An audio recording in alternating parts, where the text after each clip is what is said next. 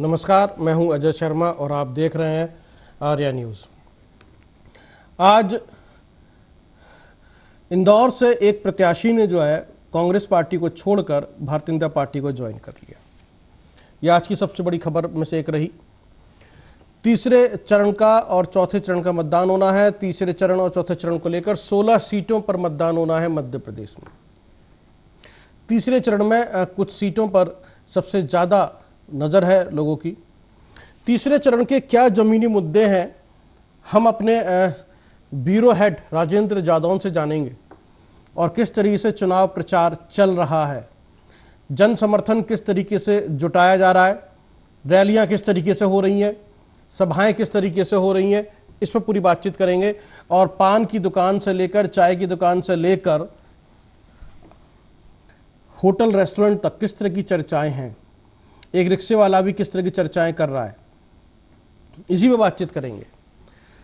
क्या हो रहा है और मध्य प्रदेश का ये जो चुनाव होना है ये कितना इंपॉर्टेंट है। गुना शिवपुरी से ज्योतिरादित्य सिंधिया मैदान में है और जैसा कि हमने बताया तीसरे और चौथे चरण के लिए 16 सीटों पर मतदान होना है। उसके बाद 4 जून को फैसले आएंगे और पता चलेगा क्या फैसला सुनाया है मध्य प्रदेश की जनता ने। तो गुना से ज्योतिरादित्य सिंधिया, राजगढ़ से दिग्विजय सिंह और विदिशा से आ रहे हैं शिवराज सिंह चौहान। क्या विदिशा से दिल्ली पहुंचेंगे, इसी पर बातचीत करेंगे। राजेंद्र जादौन हमसे जुड़ रहे हैं अधिक जानकारी के लिए और समझेंगे कि क्या है जमीनी हकीकत इस बार के चुनाव के लिए। 7 मई को तीसरे चरण का मतदान होना है। राजेंद्र, तो इसको थोड़ा समझने की कोशिश करते हैं। राहुल गांधी का यानी कि उनके चुनावी दौरे, उनकी भाषण और उनका मैनिफेस्टो, जिस तरीके से वो कह रही है कांग्रेस कि बेरोजगारी और महंगाई के मुद्दे पर हम जो है चुनाव लड़ रहे हैं और जनता परेशान है महंगाई को लेकर, बेरोजगारी को लेकर। युवाओं को जो है स्टाइपेंड देने की बात कर रही है, महिलाओं को आरक्षण देने की बात कर रही है और केंद्र सरकार की सरकारी नौकरियों में जो भी आरक्षण देने की बात कर रही है महिलाओं को कांग्रेस पार्टी। वहीं भारतीय जनता पार्टी राष्ट्रवाद के मुद्दे पर चुनाव लड़ रही है, हिंदुत्व के मुद्दे को लेकर जो है चुनाव मैदान में है। राजगढ़ से जो नागर हैं वो जो चुनाव लड़ रहे हैं वो राष्ट्रवाद के मुद्दे को लेकर आए हैं।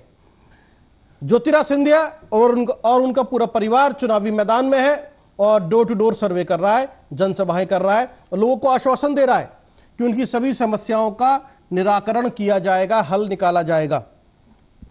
तो ये जो चुनाव होना है और एक सीट बैतुल, उसके ऊपर भी चुनाव होना है, जिसके बारे में कहा जा रहा था कि वो एक प्रत्याशी की डेथ के बाद नहीं हो पाया था, तो यहां सीट पर चुनाव होना है उसका।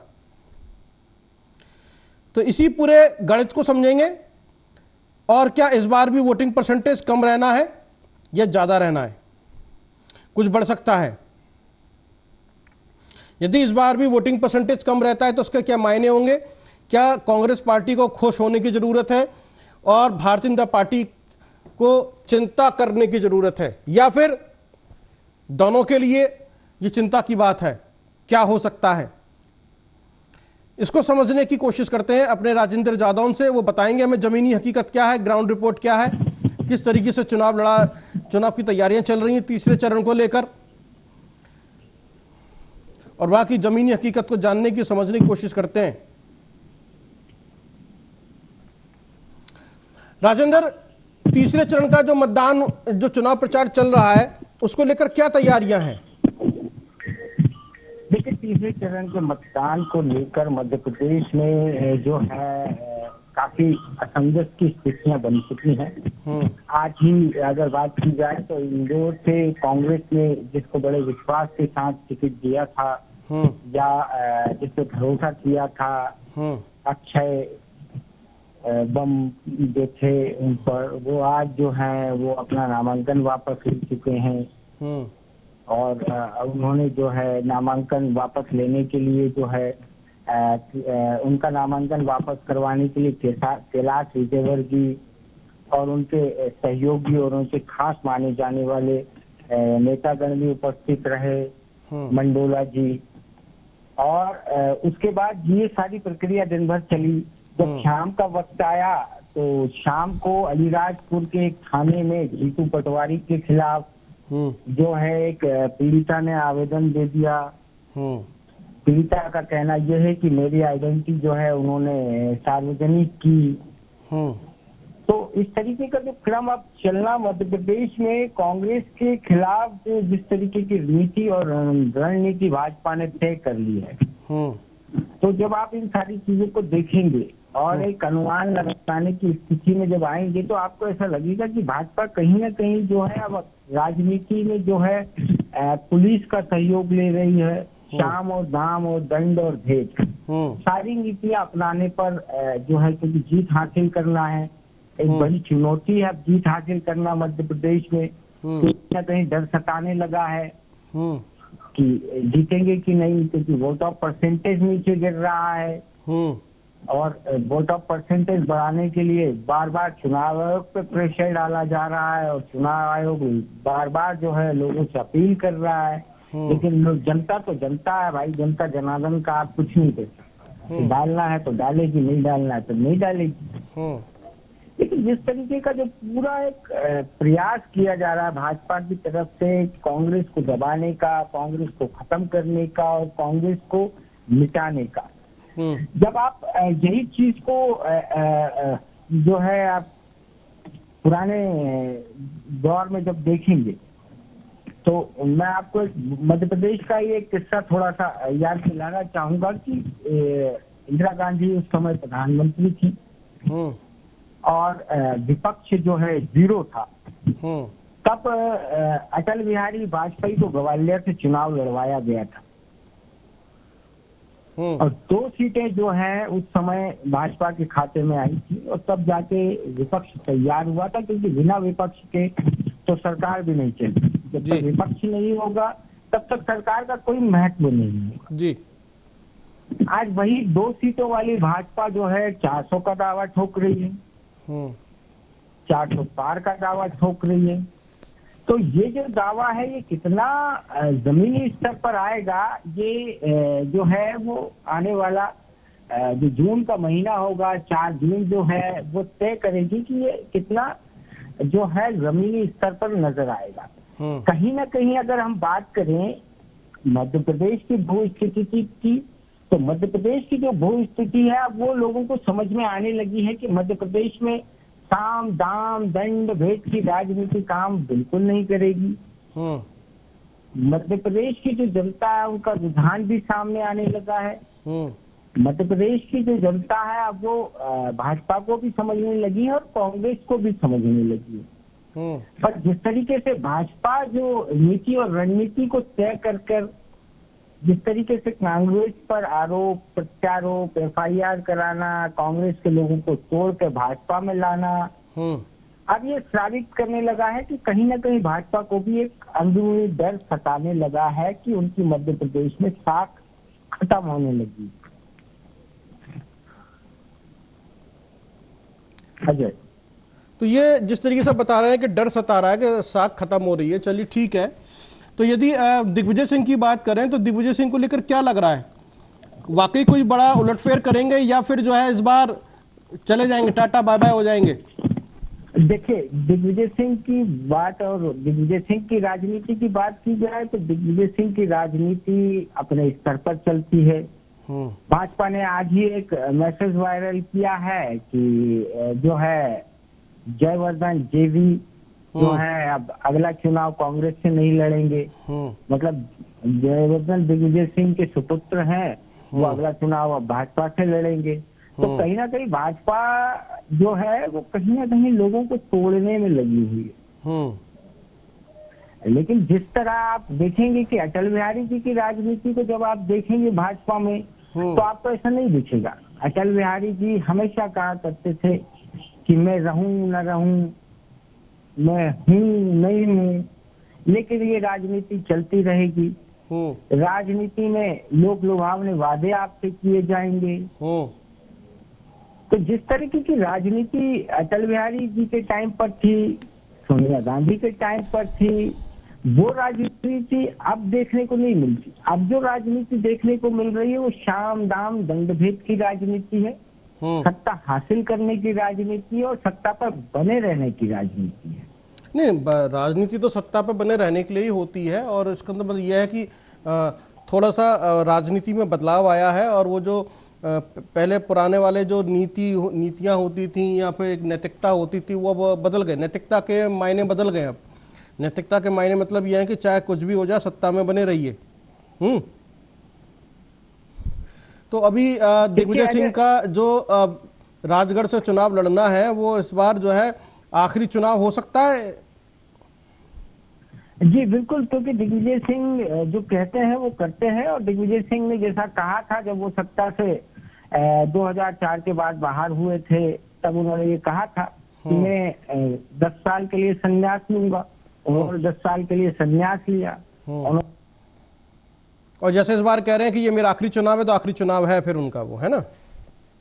चलिए, यदि ज्योतिराज सिंधिया की बात करें तो इस बार उनका जो चुनाव प्रचार चल रहा है, जो पब्लिक का रुझान है, उसको देखकर क्या लग रहा है? अजय जी एक बार सवाल रिपीट करेंगे? ज्योतिराज सिंधिया का जो चुनाव प्रचार चल रहा है और जो जन समर्थन चल रहा है, उसको देखकर क्या लग रहा है? देखिए, ज्योतिरादित्य सिंधिया की राजनीति एक अलग राजनीति है। ज्योतिरादित्य सिंधिया के पिताजी जो माधवराव सिंधिया जो रहे हैं, वो कांग्रेस में संजय गांधी के मित्र माने जाते हैं। आप अगर संजय गांधी की राजनीति को देखेंगे तो संजय गांधी जो है एक फ्लाइट कैप्टन थे, उन्हें फ्लाइट उड़ाना आता था। उनकी जो मौत हुई वो भी एयरक्राफ्ट में हुई। ज्योतिरादित्य सिंधिया के पिताजी की अगर बात करें माधवराव सिंधिया की, तो उनकी भी जो मौत हुई वो फ्लाइट में हुई। तो जिस तरीके से दो यारों की यारी और उसके बाद यार का बेटा भाजपा में शामिल हुआ, तो ये सारी चीजें कहीं ना कहीं ज्योतिरादित्य सिंधिया को भी खटक रही है और जो है सिंधिया परिवार को भी खटक रही है। अगर ज्योतिरादित्य सिंधिया इस चुनाव में नहीं जीत पाते हैं तो ज्योतिरादित्य सिंधिया का जो भविष्य होगा वो क्या होगा, कि ज्योतिरादित्य सिंधिया को खुद सोचना पड़ेगा। क्योंकि ज्योतिरादित्य सिंधिया जब कांग्रेस में थे तब भी वो चुनाव हारे थे, मतलब उनको गुना की जनता बिल्कुल पसंद नहीं करती। ज्योतिरादित्य सिंधिया है आज भाजपा में है, तो क्या भाजपा में उनको कितने वोट मिलेंगे ये जनता तय करेगी। तो जिस तरीके से जो राजनीति का एक पैराग्राफ चलता है उसमें कहीं ना कहीं जो है इस लोकतंत्र में जनता ही तय करती है कि कौन नेता बनेगा और कौन नेता नहीं बनेगा। तो जनता का इस बार क्या मूड है वो आप 10% का माइनस जो प्रतिशत भाजपा के लिए आना शुरू हुआ है वो आप उससे अंदाजा लगा सकते हैं, देख सकते हैं, समझ सकते हैं। अगर बात उसके आगे की की जाए तो भाजपा दम भर रही है, चुनाव आयोग दम भर रहा है कि इस बार बम्पर तीसरे चरण में वोटिंग होगी। लेकिन इस बार अगर हम आम जनता की बात करें तो भाजपा मालवा, निमाड़ और चंबल का जो प्रदेश है वहां कहीं ना कहीं जो है भाजपा फिर एक बार जो है घाटे का सौदा करने जा रही है। जिस तरीके से अब भाजपा जो नीति और रणनीति तय कर रही है उसके हिसाब से भाजपा को लगातार जो है अब हार का मुंह देखना पड़ेगा मध्य प्रदेश में। नहीं, आप जो नीति और रणनीति की बात कर रहे हैं, कौन सी नीति रणनीति है जो जिससे भाजपा का नुकसान होता हुआ आप देख रहे हैं? देखिए, जिस हिसाब से भाजपा लगातार कांग्रेस के लोगों को भाजपा में सम्मिलित कर रही है, कांग्रेस के लोग जब आएंगे तो जमीनी जो कार्यकर्ता है भाजपा के वो कहीं ना कहीं टूटते से नजर, जिन्होंने संघर्ष किया है, जिन्होंने भाजपा को बनाने में, भाजपा को 10 साल तक इस स्थिति में पहुंचाने में या भाजपा को इस स्थिति में लाने में जो संघर्ष किया है वो कहीं ना कहीं उनका संघर्ष जो है अब जो है जबान उनकी चुप है लेकिन उनकी उंगली जो है वो आज भी जिंदा है। वो जो उंगली कहते हैं कि उंगली कहीं भी की जा सकती है, तो अब वो जो उंगली है वो वोटिंग मशीन पर की जाएगी। जो वोटिंग मशीन होगी वो निर्णय लेगी कि उंगली किस तरफ काम करती है। क्योंकि संघ ने जो है कल ही ये कहा है, संघ परिवार ने ये कहा है, संघ परिवार के मुखिया ने ये कहा है कि हम ओबीसी आरक्षण के खिलाफ नहीं हैं, हम ओबीसी आरक्षण को जो है बढ़ाना चाहते हैं। और जो है वहीं मुख्यमंत्री मोहन यादव की बात करें तो उन्होंने ये कहा है कि कांग्रेस जो है ओबीसी आरक्षण को खत्म करना चाहती है। कांग्रेस का ये कहना है कि हम ओबीसी आरक्षण की बात ही नहीं करते हैं, हम तो जो है जातिगत गणना की बात कर रहे हैं, क्योंकि जातिगत गणना के आधार पर कहाँ कितने वोटर हैं हम उसकी बात कर रहे हैं, ताकि जो है आगामी चुनाव जो है वो जातिगत गणना के आधार पर हों। तो जिस तरीके से जो पूरा एक घटनाक्रम अब दूसरे पेज के बाद जो शुरू हुआ है, भाजपा कांग्रेस और दोनों पार्टियां, ऐसा नहीं है दोनों पार्टियां आक्रामक दिख रही हैं, विपरीत दिख रही हैं। जिस तरीके के जब आप दोनों के भाषणों को सुनेंगे, दोनों पार्टियों के वरिष्ठ नेताओं के भाषण सुनेंगे तो आपको ये लगेगा कि दोनों पार्टियां आक्रामक है और दोनों पार्टियां एक दूसरे को सत्ता में नहीं देखना चाहती। तो राजनीति में ऐसा नहीं होता। राजनीति में जनता जिसको चुनती है वो राजनेता बनता है। राजनेता बनने के लिए जो आपकी योग्यता है या आपकी क्षेत्रवार जितनी लोग पसंद करते हैं वो आपको वोट देंगे। नीति और रणनीति आप लाख बना लीजिए, चुनावी शतरंज की विसात को आप कितना भी बिछा लीजिए, लेकिन घोड़े को ढाई घर चल रहा है तो वो ढाई घर ही चलेगा। हाथी को सीधी चाल चलनी है तो वो सीधी चाल ही चलेगा। वजीर को आड़ी तिरछी सीधी सारी चाल चलना आती है। राजा जो है वो आड़ा तिरछा सब कुछ चल सकता है, लेकिन एक ही घर चल सकता है। तो यही स्थिति भाजपा की है कि जो उनका राजा है वो एक ही घर चल सकता है, इससे ज्यादा नहीं चल पाएगा। लेकिन उनका जो वजीर है जिसे अमित शाह कहा जाता है, वो वजीर आड़ी तिरछी सारी चाल चलने के लिए तैयार बैठा हुआ है। कांग्रेस से प्रहार तो प्रहार किए जा रहा है। अब इसका नतीजा क्या होगा ये आने वाला वक्त बताएगा। आपने दिग्विजय सिंह की बात की, अमित शाह जो है उनके क्षेत्र में जाकर एक बड़ी सभा कर आए, लेकिन वहां उन्होंने सभा में जो कुछ भी किया उसमें कहीं भी ऐसा नहीं लगा कि वो दिग्विजय सिंह को जीतते हुए नहीं देखना चाहते। दिग्विजय सिंह ने इस पर पलटवार भी किया। उन्होंने कहा कि पूरी सभा में अमित शाह जी ने मेरा 17 बार नाम लिया। दिग्विजय सिंह ने ये भी कहा कि वो पूरी सभा में 17 बार मेरा नाम लेने के बाद पुलिस वालों को बोलते रहे बैठ जा, खड़े हो जा, हट जा, बाहर जा, लेकिन उन्होंने को जो भाषण देना था उन्होंने नहीं दिया। तो जिस तरीके से जो राजनीति नीति ये जो काम करती है, जिसको कहा जाता है चाणक्य नीति भी, तो उसमें कहीं ना कहीं भाजपा जो है फेल होती नजर आ रही है। चाणक्य नीति में ये कहा गया है कि दुश्मन को दोस्त बनाना सीखिए, क्योंकि घर का भेदी ही लंका ढाता है। लेकिन भाजपा घर का भेदी को लंका ढाने के लिए जो है भाजपा में शामिल नहीं कर रही।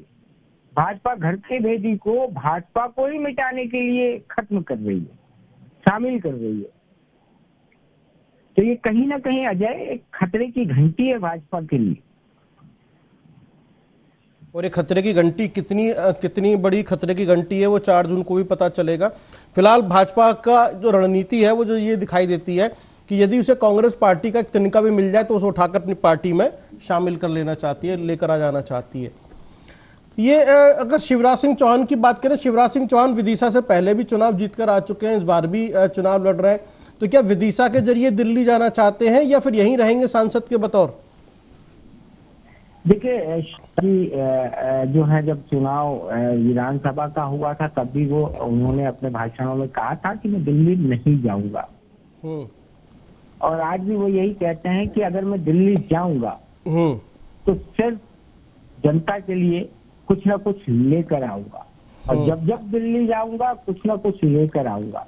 तो शिवराज जी की जो राजनीति है वो जनता के बीच की राजनीति। शिवराज जी जो है वो आराम से चुनाव जीतेंगे।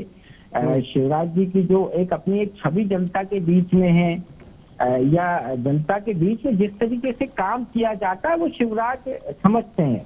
मोहन यादव को इस चीज की समझ नहीं है। मोहन यादव जो है वो सिर्फ और सिर्फ बार बार अपने भाषणों में ये कहते हैं कि अब राम मंदिर का तो निर्माण हो गया, हम कृष्ण वंशज हैं, अब कृष्ण मंदिर का निर्माण जो है मथुरा में करेंगे। तो उनकी जो आक्रामकता है वो अलग है। वो अपने धर्म अपनी जाति की बात करते हैं, उसके अलावा उनके लिए जनता कुछ नहीं। वो सिर्फ यादव और यादव का वोट बैंक बटोरना चाहते हैं, यादवों का कार्ड खेलना चाहते हैं, ओबीसी का कार्ड खेलना चाहते हैं। तो मध्य प्रदेश की राजनीति जो है वो आदिवासियों से भरी पड़ी है। ओबीसी का कोई अस्तित्व मध्य प्रदेश में ज्यादा नहीं है।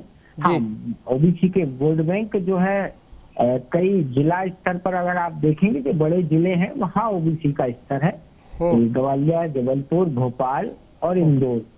इसके अलावा ओबीसी का स्तर यहाँ जो है वो 0 है।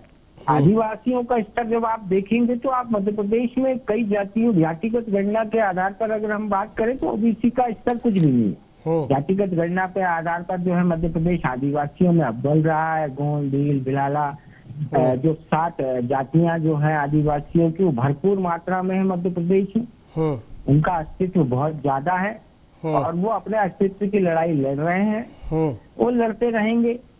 बाकी अगर भाजपा की बात की जाए तो भाजपा ने आदिवासियों के लिए क्या किया, ये एक सोचने योग्य बात है। वहीं अगर कांग्रेस की बात की जाए तो कांग्रेस भी आदिवासियों के लिए आज तक कुछ नहीं कर पाई। 70 साल की बात करती है, 70 साल जो है सत्ता में रही, 54 साल जिसमें से पूर्ण सत्ता में रही।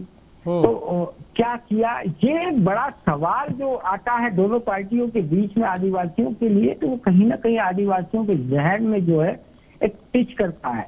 और इसी मुद्दे पर इस बार का जो लोकसभा चुनाव है मध्य प्रदेश की 29 सीटों पर सिर्फ मुद्दा यही है कि आदिवासी इसके लिए दोनों पार्टियों ने क्या किया। शिक्षा के नाम पर मध्य प्रदेश को आप देखिए, बेरोजगारी के नाम पर मध्य प्रदेश को देखिए, महिला सशक्तिकरण की बातें भाजपा करती है। महिला सशक्तिकरण 18 साल से चल रहा है, लेकिन क्राइम के मामले में आप जब महिला क्राइम के मामले में आप जब मध्य प्रदेश को एनसीपीआर की रिपोर्ट देखेंगे तो आपको पता चलेगा कि यूपी के बाद जो है मध्य प्रदेश दूसरे नंबर पर है।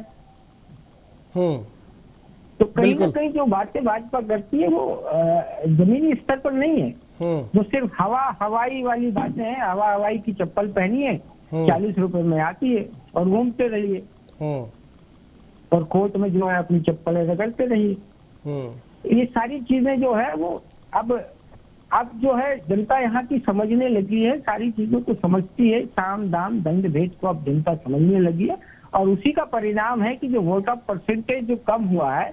और आप इस चीज को आप नोट कर लीजिए अजय, मैं आपको बता रहा हूं कि जो तीसरा चरण का जो परिणाम होगा यहाँ 11.5% का मतदान जो है वो कम होने वाला है। और ये बीजेपी के लिए खतरे की घंटी है। ये बिल्कुल बीजेपी के लिए खतरे की घंटी है, क्योंकि यही वो वोट ऑफ परसेंटेज है जो बीजेपी को 165 तक विधानसभा में लेके गया था।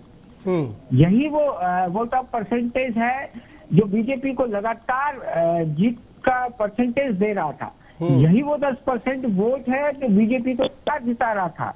यही वो वोट परसेंटेज है जिसको हम सही मायने में जो है एक स्लीपर सेल्स कह सकते हैं, मतलब सोया हुआ आदमी जो वोट के टाइम पे जाग जाता था। अब वो सोया हुआ आदमी बाहर निकल ही नहीं रहा, उसको लोकसभा से कोई मतलब नहीं है। तो ये भाजपा के लिए एक बड़ी घंटी है, जिसके लिए स्वयं अमित शाह को भी ये बोलना पड़ा। राजगढ़ की सभा के बाद जब बीजेपी में बैठक हुई, लोगों से मिले, तो उन्होंने ये कहा कि जो वोट ऑफ परसेंटेज गिर रहा है ये हमारे लिए घाटे का सौदा है। अगर मध्य प्रदेश में हम 29 सीट नहीं ला पाए, 28 सीट हमारी बरकरार नहीं रही, तो आप लोग अपना अपना देख लीजिएगा।